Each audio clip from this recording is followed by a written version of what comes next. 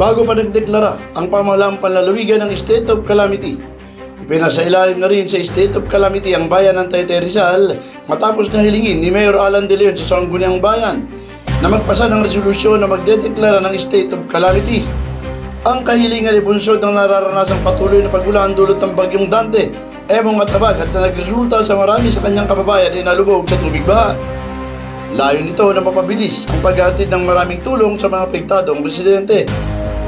Unang namamahagi ang Taytay LGU ng relief pack sa mga naepektuhan ng baha, katuwang sina Gobernador Nina Henares, Representative Mia Henares, Department of Social Welfare and Development, Tingog Party List, Sangguniang Bayan ng Taytay, Vice Mayor JB Kabitak, Barangay Captain at MSWD, MDRNMO at ang Municipal Health Office, volunteers at non-government organization, ganoon din ang civil society organization.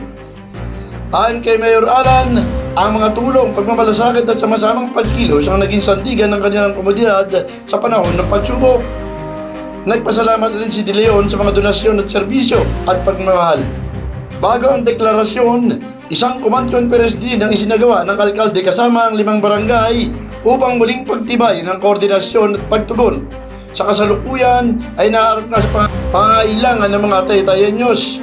Pinaalalahanan ng Mayor Alan De Leon ang mga Taytayenyos dahil sa nararanasang patuloy na pag-ulan dulot ng bagyo at abagat na maaaring magpalubog sa mabababang lugar.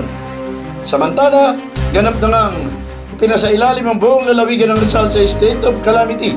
Batay na rin sa naging rekomendasyon ng Rizal Disaster Risk Reduction Management Office sa pamamagitan ng Sangguniang Panlalawigan Resolution number 408 Series of 2025. Felix Tambongco, The Observer News.